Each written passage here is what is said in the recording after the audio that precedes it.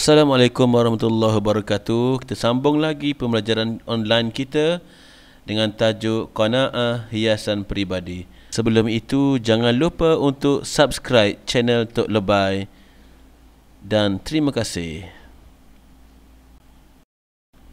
Okey, pertama sekali kita akan tengok standard pembelajaran, menyatakan pengertian sifat qanaah, menyatakan dalil nakli berkenaan dengan sifat qanaah, menyatakan contoh sifat qanaah yang diamalkan oleh Rasulullah sallallahu alaihi wasallam, menjelaskan ciri sifat qanaah, menerangkan kesilapan tanggapan berkaitan sifat qanaah, merumuskan hikmah bersifat qanaah, dan yang terakhir mengamalkan sifat qanaah secara beradab dan istiqamah.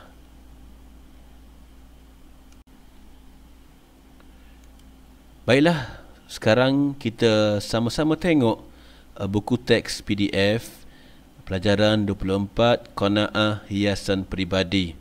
Yang pertama, maksud qanaah dari segi bahasa ialah redha, dan dari segi istilah berasa cukup dan redha dengan nikmat kurniaan Allah Subhanahu wa taala. Kita sentiasa dengar orang sebut tentang qanaah. Qanaah, qanaah, qanaah. Apakah itu qanaah?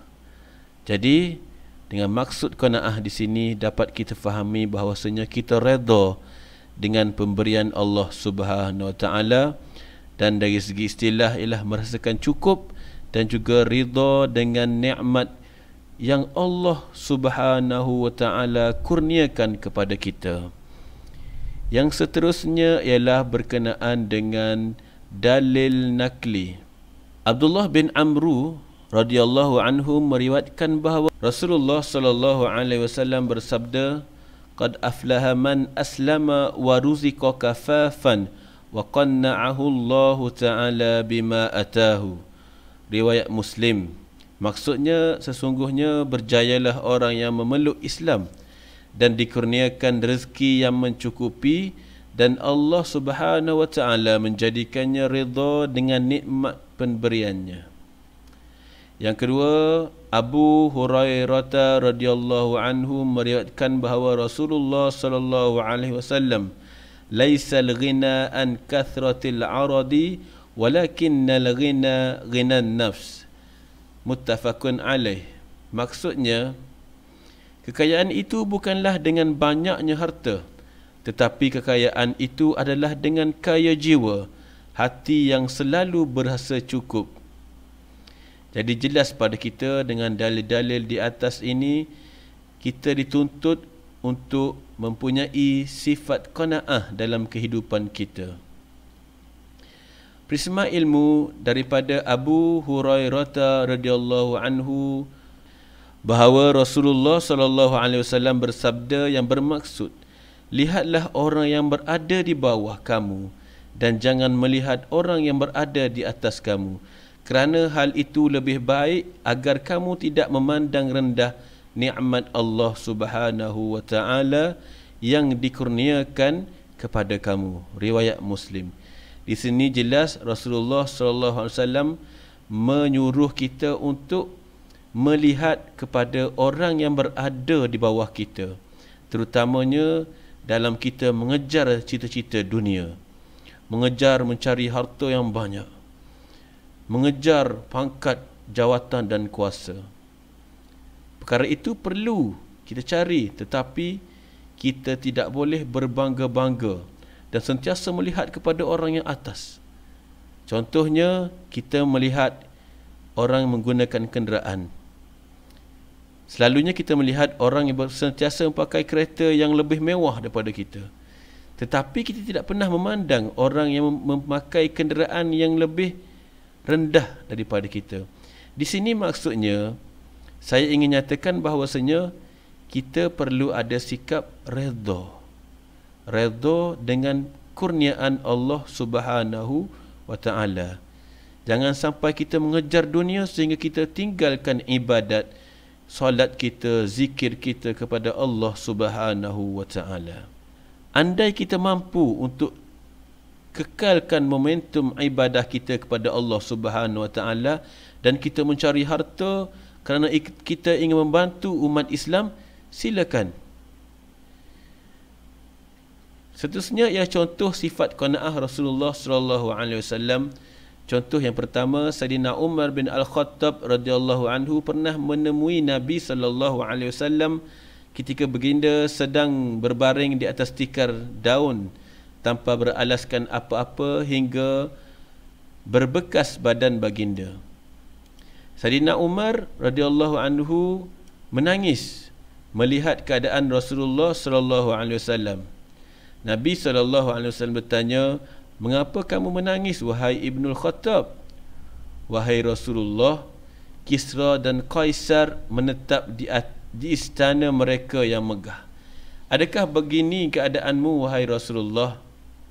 Adakah begini keadaanmu wahai Rasulullah?" Lantas baginda pun menjawab, "Tidakkah engkau redha bagi mereka dunia dan bagi kita akhirat?" Maksudnya, pelajar sekalian, sifat redha ini akan membawa kita kepada kebahagiaan di akhirat nanti. Bukan semata-mata kita mengejar kemewahan, mengejar harta untuk setakat dunia sahaja, tetapi bahkan Nabi mengajar kita untuk redha supaya kita mendapat tempat yang istimewa di akhirat. Contoh yang kedua, Rasulullah sallallahu alaihi wasallam tidak pernah makan makanan yang mewah seperti roti yang diperbuat daripada gandum halus, apatah lagi makanan hingga kekenyangan. Pernah berbulan-bulan di rumah baginda tiada sesuatu untuk dimasak. Apabila Sayyidatina Aisyah radhiyallahu anha ditanya, "Apakah yang menjadi makanan kalian?" Lantas beliau menjawab, "Dua benda hitam, iaitu al-aswadan, iaitu kurma dan juga air." Prisma ilmu firmanullah subhanahu wa ta'ala dalam menyatakan sifat ibadur rahman, hamba Allah yang maha pemurah. A'udzu billahi minasyaitonir rajim. Walladzina idza anfaqu lam yusrifu wa lam yaqturu wa kana baina dzalika qawama. Surah Al-Furqan ayat 67. Maksudnya, dan mereka orang beriman yang apabila membelanjakan hartanya tiadalah melampaui batas dan tiada bakhil kedekut, dan perbelanjaan mereka adalah betul sederhana. Ciri sifat qanaah yang pertama ialah beriman dengan sesungguhnya bahawa Allah Subhanahu wa taala bersifat Ar-Razzaq. Kita yakin bahawasanya Allah Subhanahu wa taala ini ialah Maha memberi rezeki. Contohnya seekor kucing yang berada di atas daratan. Tidak perlu bekerja seperti kita untuk mencari harta, membeli makanan.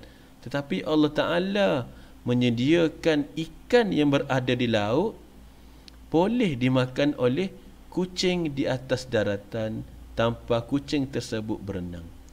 Yang kedua, sentiasa bersyukur dengan nikmat kurniaan Allah Subhanahu wa taala. Sentiasa kita syukur dengan menyebut alhamdulillah, dengan kita solat, yang kita melakukan ibadah dengan lebih banyak, tanda kita syukur dengan nikmat Allah Subhanahu wa taala. Yang ketiga, sentiasa sabar dan redha menerima ketentuan Allah Subhanahu wa taala bila ditimpa ujian ataupun juga ditimpa dengan musibah. Kita perlulah sabar dan juga redha menerima ketentuan qada dan qadar Allah Subhanahu wa taala. Yang keempat, antara ciri sifat qanaah lagi ialah hidup secara bersederhana dan tidak boros. Yang kelima, sentiasa berusaha untuk meningkatkan kesejahteraan hidup. Maksudnya di sini bukan kita dituntut untuk berada pada takuk yang biasa kita hidup. Contohnya, orang miskin berada dalam takuk kemiskinan. Tetapi kita mestilah berusaha untuk menjadikan hidup kita ini lebih sejahtera. Contohnya, jika seseorang itu miskin, perlulah dia bekerja keras supaya dia dapat menampung ahli keluarganya atau memberi kehidupan yang lebih selesa kepada ahli keluarganya. Yang keenam, selalu bertawakal kepada Allah Subhanahu Wa Taala.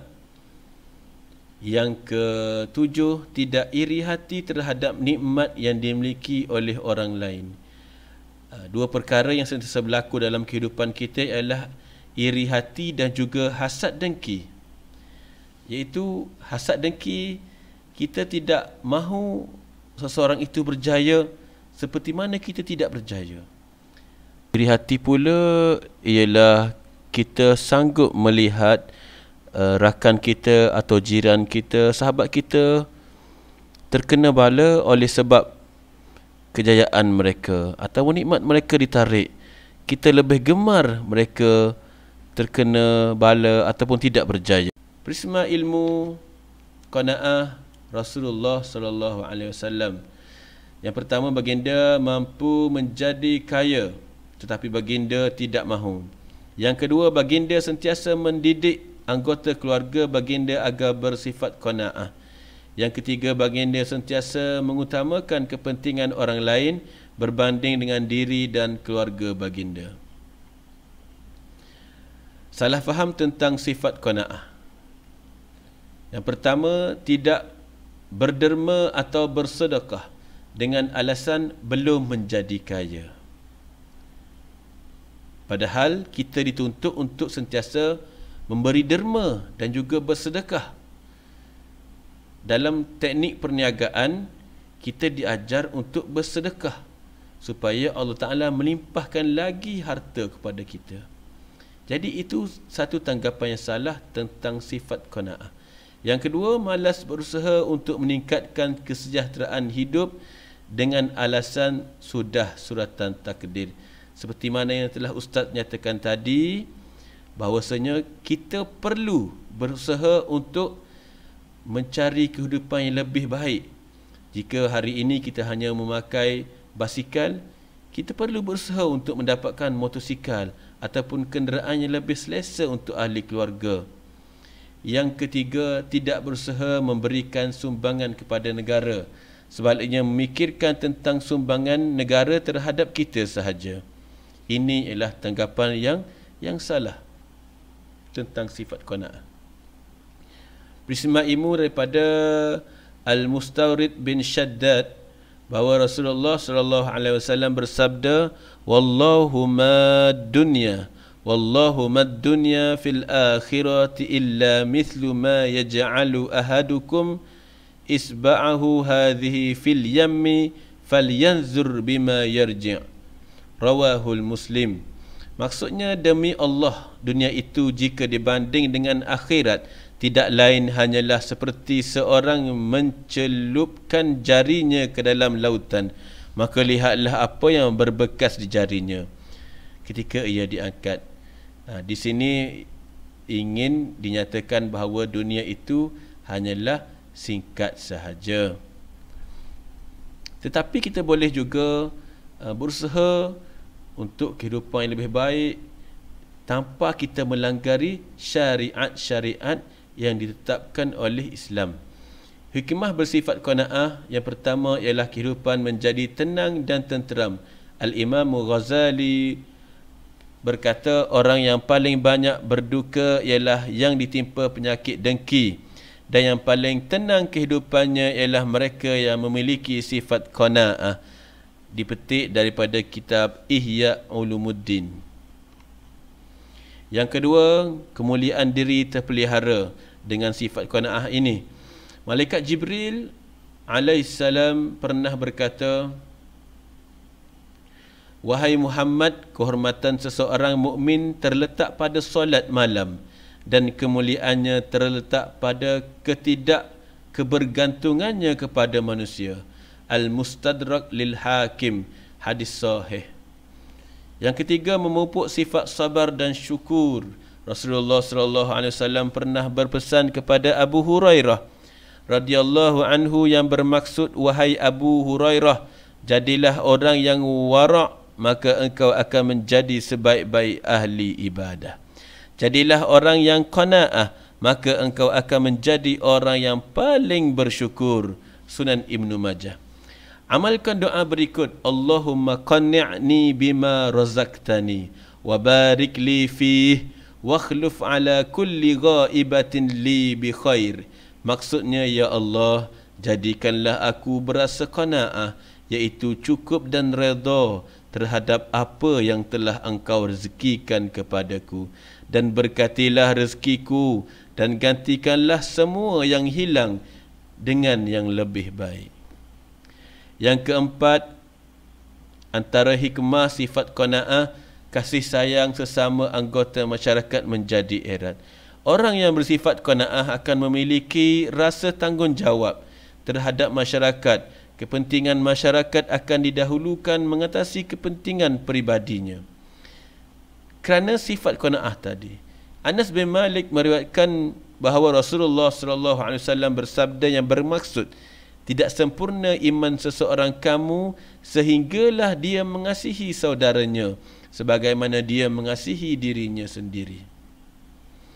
Di sini maksud tidak sempurna ialah kurang sempurna iman seseorang itu. Jadi jelas kita disuruh untuk mempelajari dan juga mengamalkan dalam kehidupan harian kita tentang sifat qanaah yang perlu dihiasi dalam sifat peribadi kita seorang Muslim. Jadi pelajar-pelajar sekalian, seharusnya memahami dengan lebih jelas tajuk ini dan menghafaz doa yang telah diajarkan tadi dan juga mengamalkan sifat qanaah ini dalam diri peribadi setiap pelajar. Seterusnya, sila jawab soalan yang telah ada pada link di bawah. Jadi sampai di sini saja Ustaz akhiri perbincangan dan pembelajaran kita pada hari ini dengan lafaz Assalamualaikum warahmatullahi wabarakatuh.